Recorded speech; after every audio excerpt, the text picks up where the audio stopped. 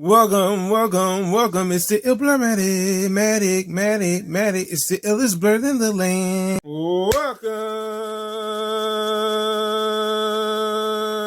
Welcome back to Matic. What is going on, legends? Thank you so much for commenting, liking, subscribing. Let's get into today's new video. Today's new video is a movie review on one of the new movies I saw and also purchased, Justice League Warworld. So the first thing that I really thought that was really creative with this film was the voice acting. The voice acting delivered, okay?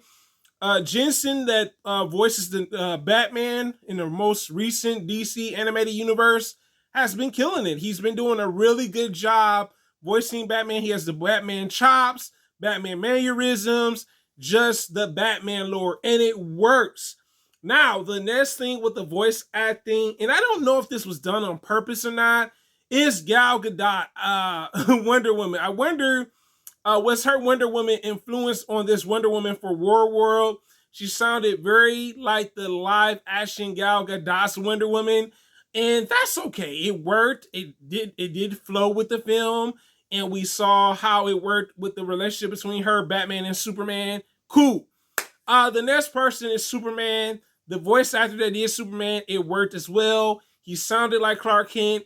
He had that Clark Kentness to him, and also the Superman side to him as well. Overall, voice acting worked. The next thing I liked about this film is how this film was divided with these realities that they were in of Warworld. We have the western part of Warworld where we see Cowgirl Wonder Woman facing off against Jonah Hex. I love that. I love that she's like this cowgirl and she's kind of like this, not boogeyman, but just the one that's taking down Jonah Hex. Love the showdown between the two. I felt like the action sequence for this first part of the movie was really cool and well executed. The next part, and this is hilarious to me, was Batman. Batman came off as a barbarian, and he had that Conan look from back in the day, from the 80s, I believe that movie came out. And I love how Batman is this barbarian. He's kind of like this vigilante barbarian, making deals with other barbarians and doing his own thing and also saving the women. We know Batman loves the woman, and that was very interesting. And then we have this other universe, or I should say reality, where we see Clark Kent as a detective and he's solving crimes. The irony, he went from working at the, the Daily Planet, and in this reality, he's a detective trying to solve cases. I like the combination, very different for each character. They even had costumes, like I said, Batman's costume, the Conan, like I said, Wonder Woman, she's had the cowgirl going on, and Superman, also known as Clark Kent, he had the detective identity down pat. Love the costume that didn't stick to the traditional costume. That doesn't come on until later on in the film. The next thing I want to talk about that I enjoyed about the film was the two main villains. I love that we had Lobo. We see Lobo being one of the other main villains in this film. And I love that he's not this just, pushover type of villain, because we also have Mongol, another Superman villain. So we have two Superman villains. They having their differences on how they want to use Martian Manhunter, because he's the one creating these false realities that they come across within this movie, and it works. We see that Lobo and Mongol are using Martian Manhunter as a muse. Also, we are introduced to some of the white aliens that was like a common enemy of Martian Manhunter. I thought that was really cool. Now, the last thing I want to talk about is pretty much the dislikes for this film, because of course Matic has dislikes just like he has likes for this film most of the time. So the first dislike for me, I felt like the ending was very rushed. I felt like this movie could have been a bit longer. It was a bit of a cliffhanger as well. So you're like, oh man, I was like, nah. But it is what it is, you know what I'm saying? Sometimes it happens with films.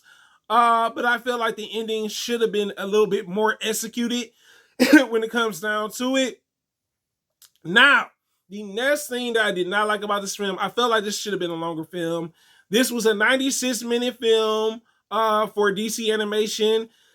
I felt like this could have been a 1 hour film to kind of like flesh out the story a bit more, like the ending, so we can see like the aftermath of what is going to take place for the next DC animated film, because this does connect to Justice League Crisis Infinite Earths, excuse me. And I said, oh, so maybe that's why they didn't want to give us maybe a bit more of the film. My last thing that I disliked about this film, we did not get a backstory of how Mongo and Lobo were able to capture Batman, Superman, and Wonder Woman. I was let down by it. I kept wondering. I said, "Man, are they gonna like give us the story of how they were captured on this ship and how they were able to get into their minds and stuff?" That was not explored, and I felt like that could have been explored at either the beginning of the film, maybe even the ending of the film. You know what I'm saying? Like to wrap up things. But that is not what happens. And that sometimes happens with films. You're like, okay, we got story, but we don't get enough of the backstory of what led these heroes to get captured, and that's what was missing. Okay, so let's get to my review. My review on Justice League Warworld is definitely a B- for me. I was a little bit let down by this film because of certain things I mentioned with my dislikes, but overall it was still an enjoyable animated DC film. Have you guys seen Justice League Warworld? You guys tell me in the comments. It is a blur living in the world, guys. Thank you so much for commenting, liking, subscribing. Have a wonderful day, guys. I'm out.